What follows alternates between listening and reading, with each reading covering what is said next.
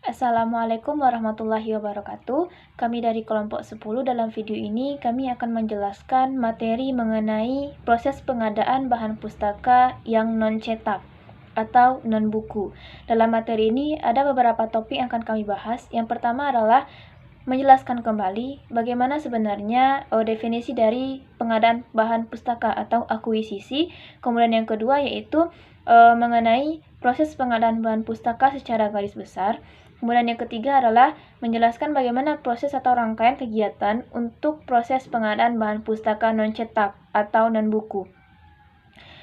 Kalau bila diulang kembali, secara garis besar makna dari pengadaan bahan pustaka atau akuisisi adalah suatu proses atau rangkaian kegiatan yang dilakukan oleh suatu perpustakaan untuk dapat menyeleksi bahan-bahan pustaka mereka yang tercetak maupun yang tidak tercetak untuk memenuhi dan menyesuaikan dengan kebutuhan pengguna di sekitar perpustakaan. Kemudian, untuk proses pengadaan bahan pustaka sendiri, secara garis besar itu ada beberapa rangkaian kegiatan yang harus dilakukan. Yang pertama, dimulai dari pemilihan koleksi. Untuk pemilihan koleksi, ada beberapa hal yang harus diperhatikan oleh perpustakaan. Yang pertama, itu melalui katalog atau katalog penerbit. Maksudnya di sini adalah melihat daftar katalog yang diterbitkan oleh suatu penerbit yang sudah menjadi patokan oleh suatu perpustakaan atau menjadi langganan pemasukan koleksi oleh perpustakaan. Karena pada biasanya suatu penerbit akan mengirimkan daftar buku yang diterbitkan setiap tahunnya. Jadi ada pengiriman pembaruan daftar katalog setiap tahunnya oleh penerbit kepada perpustakaan yang telah menjadi acuan mereka untuk penambahan dan pemajangan koleksi. Kemudian yang kedua adalah melalui atau melihat dari tinjauan atau resensi. Maksudnya di sini adalah melihat suatu resensi atau kupasan suatu buku yang dimuat oleh suatu surat kabar tertentu yang berisi kekurangan maupun kelebihan dari suatu koleksi atau suatu buku yang akan diterbitkan. Jadi nantinya dari sana perpustakaan bisa menilai apakah buku ini layak untuk dilakukan pengadaan dan disesuaikan dengan kebutuhan pengguna. Kemudian yang ketiga adalah memantau melalui daftar bibliografi, yaitu dengan melihat daftar buku yang dipakai sebagai sumber untuk menyusun suatu buku oleh pengarang. Biasanya untuk bibliografi ini terdapat di akhir karangan dari suatu buku. Kemudian yang keempat adalah dengan memantau dari daftar perolehan buku oleh perpustakaan. Maksudnya adalah dengan melihat melalui daftar informasi buku yang diterbitkan oleh suatu perpustakaan. Karena biasanya suatu perpustakaan selalu menerbitkan daftar buku yang mereka punya atau yang mereka koleksi. Kemudian yang kelima adalah dengan melihat iklan. Maksudnya adalah melihat iklan yang ada di surat kabar atau majalah. Karena biasanya di surat kabar dan majalah itu akan ada iklan-iklan mengenai koleksi-koleksi terbaru yang dimuat. Kemudian yang keenam, bisa dipantau melalui internet. Maksudnya di sini adalah pada internet, cara ini biasanya untuk cara ini itu setiap penerbit sudah mempunyai situs sendiri. Jadi perpustakaan hanya perlu mengunjungi situs website yang telah dibuat oleh penerbit. Selanjutnya yaitu bagaimana proses pengadaan bahan pustaka secara garis besar yang seringkali terjadi pada setiap perpustakaan atau rangkaian kegiatan yang biasanya dilakukan oleh perpustakaan untuk terus mengupdate koleksi yang mereka punya. Yang pertama bisa dengan cara proses pembelian atau berlangganan kepada penjajah. Untuk sistem pembelian ini dan berlangganan ini ada beberapa prosedur yang memang harus ditaati oleh perpustakaan. Yang pertama yaitu dimulai dari melengkapi serta mengecek terlebih dahulu data bibliografi bahan perpustakaan yang memang dibutuhkan atau disarankan oleh pengguna. Kemudian yang kedua, setelah melalui proses melengkapi data bibliografi tadi, kemudian dicocokkan terlebih dahulu datanya tadi dengan bahan pustaka yang dimiliki perpustakaan melalui katalog. Kemudian yang ketiga, menyalinnya ke dalam kartu desiderata. Kemudian yang keempat adalah jika telah sesuai antara bibliografi dengan katalog, maka bisa diterima. Namun jika tidak bisa diterima bahan-bahan tadi, maka perpustakaan bisa menyisihkannya terlebih dahulu.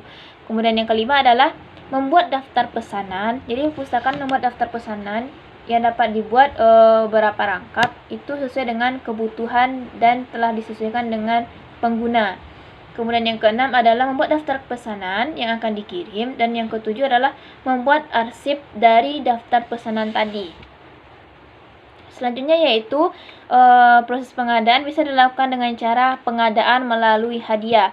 Untuk hadiah ini ada pula beberapa ragam caranya. Yang pertama yaitu bisa melalui langsung dari donatur, karena biasanya ada beberapa donatur tetap yang akan terus mengupdate koleksi atau karya mereka ke satu perpustakaan. Kemudian bisa juga melalui hadiah atas permintaan. Kemudian cara yang ketiga adalah dengan melakukan pertukaran. Ini biasanya dilakukan oleh antar dua perpustakaan.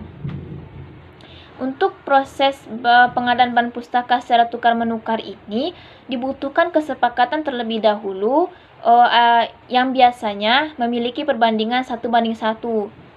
Jadi tidak memandang berat, tipis maupun tebal publikasi, harga serta bahasa walaupun aksara publikasi. Jadi untuk sebagai contohnya ada perpustakaan A dan perpustakaan B. Mereka telah melakukan kesepakatan untuk saling bertukar koleksi.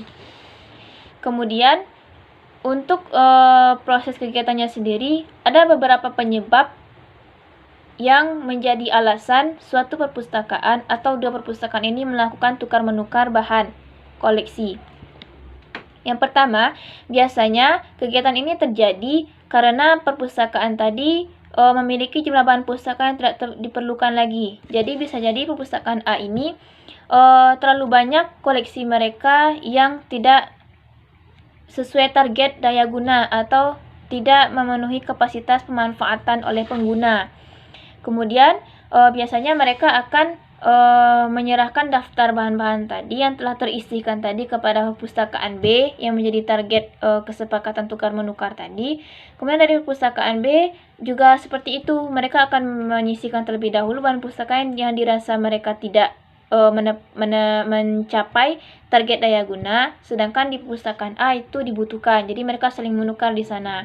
Kemudian alasan kedua yang menjadi penyebab adanya kegiatan tukar-menukar ini adalah perpustakaan A menerima hadiah dari donatur, namun hadiah ini sebenarnya bukan atas permintaan atau pemberian secara cuma-cuma dari donatur tetap. Namun pada dasarnya koleksi yang dihadiahkan ini tidak termanfaatkan secara sempurna atau tidak dibutuhkan, jadi bisa ditukarkan kepada perpustakaan B.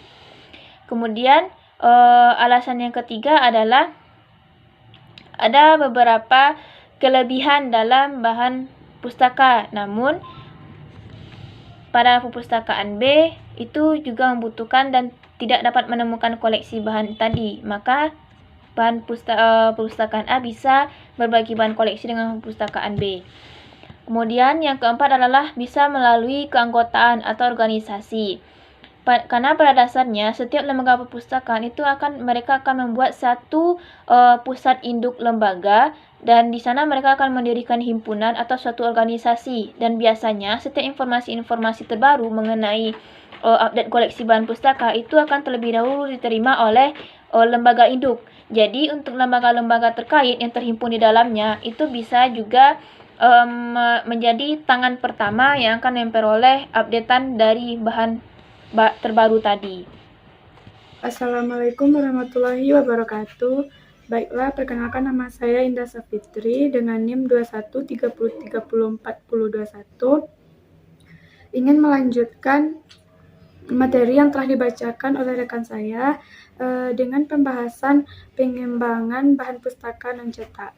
Baiklah, saya akan membacakan poin selanjutnya, yaitu poin C, yaitu tentang proses pengadaan bahan pustaka non-cetak. Karya ini meliputi bahan pustaka, akan tetapi informasi yang disampaikan berupa bentuk suara, gambar, teks, dan komunikasi. Berikut jenis-jenis bahan pustaka sebagai berikut, yaitu yang pertama jenis-jenis bahan pustaka non-cetak. Yang pertama CD-ROM. yaitu digunakan untuk bahan penelusuran informasi, menyimpan data yang cukup besar. Dikarenakan kemampuannya menyimpan data yang cukup besar di perpustakaan. Yang kedua, komputer, yaitu kemampuan komputer adalah mampu untuk menyimpan, mengelola, kemudian dipanggil kembali data yang telah disimpannya dalam waktu yang sangat singkat. Dan yang ketiga yaitu audiovisual, yaitu segala bahan pustaka di perpustakaan dengan cara pemanfaatannya menggunakan unsur pandang dan unsur dengar. Yang keempat yaitu rekaman suara, yaitu meliputi piring hitam, pita, kaset, dan cakram disk. Berdasarkan isi di dalamnya meliputi rekaman musik, sandi suara, pembacaan puisi, dan wawancara. Yang kelima yaitu film atau gambar hidup dan rekaman video. Yang pertama, film dikembangkan dari berbagai gambar biasa dan sebagainya.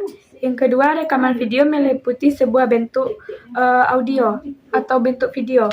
Yang ketiga, bahan grafik yaitu berbentuk slide atau transformasi. Selanjutnya yaitu pengadaan bahan non-cetak, yaitu untuk pengadaan pada perpustakaan bahan pustaka non-cetak pada prinsipnya sama seperti pada buku. Ada 4 kategori dalam pengadaan bahan pustaka dilihat dari segi isinya, yaitu akses, penunjang, serta harga atau biaya. Sekian dari presentasi makalah yang dapat saya bacakan. Saya sudahi dengan Assalamualaikum warahmatullahi wabarakatuh.